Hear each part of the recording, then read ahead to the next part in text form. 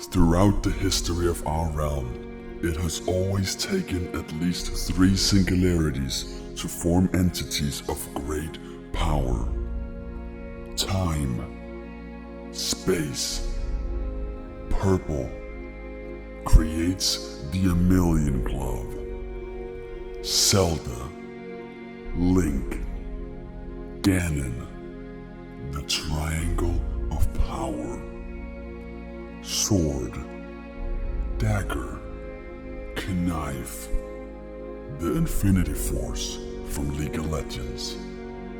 These entities all hold mighty strength and strong might, but nothing, not even the Bermuda Triangle herself, even comes close to the power held within this final entity. They say that this entity has the ability to bend reality like a flaccid cock and pulverize entire galaxies with the flick of a fart. This entity is known as my top 3 enemy of all time. Sakura-sun, Chunibyo, and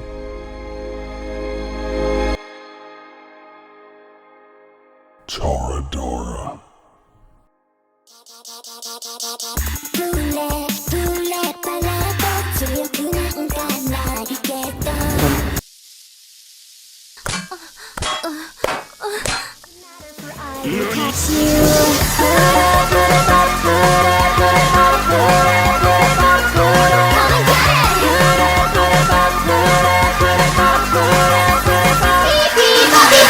Toradora, this is it, guys, the final piece of the puzzle, the final Infinity Stone. It's the one you've been waiting for years now. It's Toradora, baby, one of my favorite animes of all time. It's got the music, it's got the characters, the story, the dummy thick MILF mommies. It's got everything a weeb could wish for, and it's got poop jokes. It's got this poop, that there's a bird. Poop is funny. Come on, poop. Guys, come on. Now, some of you guys might be thinking, why? Why is Toradora one of your favorite animes, man? Why? And I'm gonna tell you. I'm gonna tell you why. It's very simple. Toradora was one of the first animes I ever saw. That's it. That's all there is to it. I don't have some long, in-depth analysis of why I like Toradora. I just do. And I just do because I watched it back when I was 14, back when I was just getting into anime, you know, back before I knew the difference between arigato and ahiago, back when my shelf had books and trophies instead of plushies and figures, back when my mom still fucked my dad. And not only did I watch it back when I was 14, I watched it as one of my first animes ever, which I think had a huge impact on my taste in anime overall. Back when I first got into anime, I watched a lot of slice of life, so now I'm a huge Kyoto animation simp, but that was completely random, guys. That's what you gotta keep in mind when you go defending your taste like it's your fucking virginity. That shit is completely random, y'all. Depending on what you wind up watching as your first, your taste could have been vastly different from what it is. I just so happened to watch Toradora as my first anime, but in some alternate reality, I watched fucking My Hero Academia as my first anime, in which case I'd be a huge shonen head right now. But I'm not. I'm a slice of pie simp, you know, drooling over anime dragons and Rika's older sister. Holy shit! I fucking own fucking... She is such a bitch, though. A bad bitch. You know, I think nostalgia plays a huge part in why I love Toradora so much, and I'm not afraid to admit that. I think a lot of people don't want to admit when they're blinded by nostalgia, but honestly, I think most of us are. You know, if I were to watch any of my favorite anime for the first time today, I don't think I'd like them as much. You know, it's the memories attached to the anime, the kind of parasocial bond you've made with the characters over the years, you know, the music you become so familiar with, the sceneries, everything.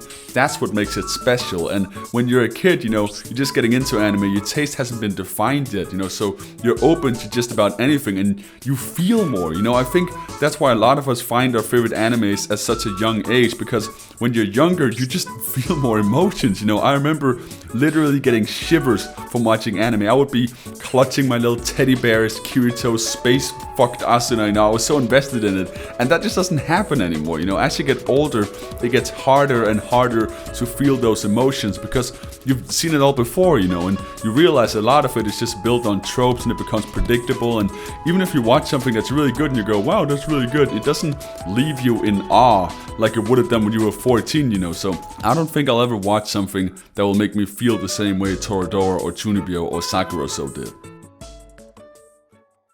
Okay guys, let me just explain what Toradora is.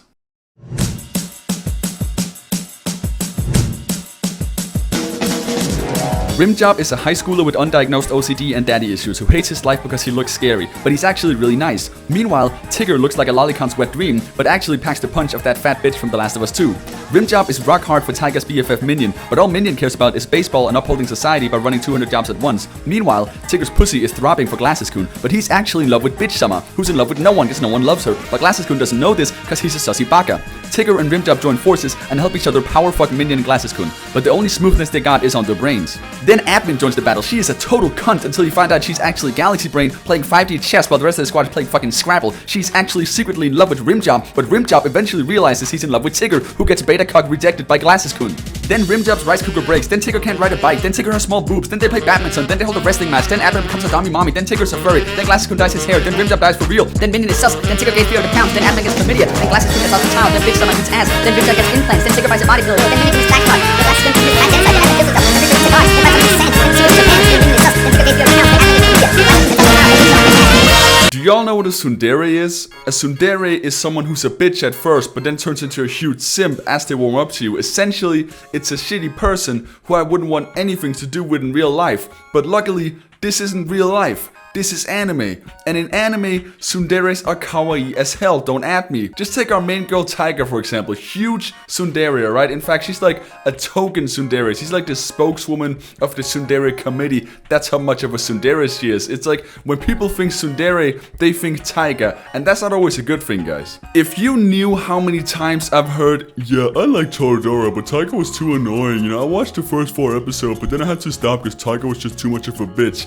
It happens all the time, guys. So many people seem to have an issue with Taiga because she's a tsundere, and maybe I'm just blinded by nostalgia, okay? Or maybe it's just because I've seen Toradora before and I know that she gets better eventually, but I don't get annoyed by her, like, at all. In fact, I find it kind of endearing in a way, you know? To me, it's just part of her character, you know? It's part of her personality, it's part of her growth. I think it serves the plot to have her be so shut off and aggressive at first, because as you come to find out, Taiga actually has a lot of struggles. You know, she's got a lot of insecurities about her body, you know, her whole situation with her father is weighing on her. So I think her violent behavior is kind of like a defense mechanism when it comes down to it. You know, she doesn't want to be viewed as weak on behalf of her small stature and family situation, so she lashes out at anyone around her. Speaking of small stature, Taiga is kind of short, like really short. Like, you could almost call her short stack, shorty, hot cake. Give me a girl I can pick up like she's made of paper.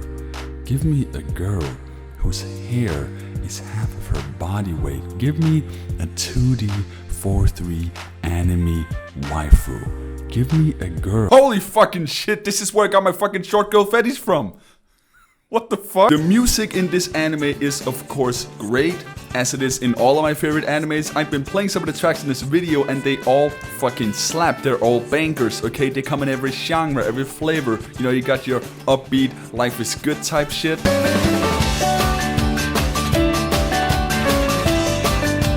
And you got some of that slow pace, melancholic, alcoholic goodness.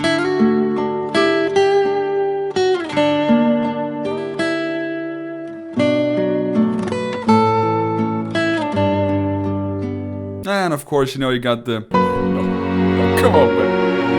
Oh, come on, man. Don't do this to me, man. Don't do this to me right now, man. Fuck, man. I can't do this shit right now, man. You know I'm going through some shit right now, man.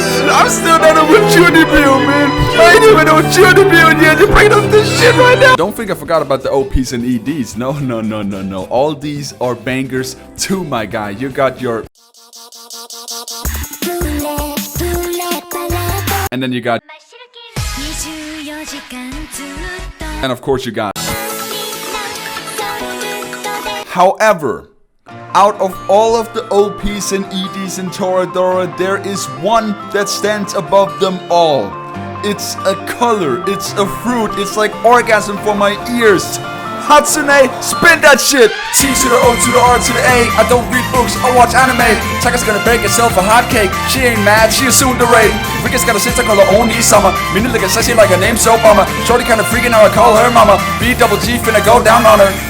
Now, I've talked about good OPs and EDs in the past, but this is by far the best ED in all of anime. Don't fucking at me. It is literally perfect in every way. It's both happy and sad at the same time. You know, the opening part is really upbeat and high energy, but then the part that comes right after, you know, is very melancholic and then slow paced. And the visuals for this song are just fucking stunning. Okay, the color palette is, surprise surprise, mainly orange. You know, it gives this video this kind of end of day vibe. You know, all the characters are in these little bubbles, you know, all their own little worlds, and it's incredibly just sweet and endearing, and I'm gay. I remember the first time I found out about Toradora. I was, you know, around age 14. I was on YouTube just browsing top 10 anime kiss videos like you do. I saw the kiss scene from Toradora, you know, completely fucking spoiled the whole thing for myself, but I remember being just spellbound by that scene. The music and the voice acting, I was getting mad shivers from this. She was fucking hot, bro. And I remember I thought for sure that Taiga was a boy. And I don't know why. Like, I thought she was like a little cute, like, femboy kind of thing. Because her voice is kind of like raspy and, you know, she kind of like sounds like a little boy in that scene. I don't know why. I just thought for sure, like, 100% that's a dude. Like, no doubt in my mind, this was like a breakthrough for the LGBT community in anime. You know, in my head I was like, man, am I gay? Like, am I gonna see two dudes kissing and like, am I good? I mean, it turns out she's just a lolly, so, you know, at least I'm not gay.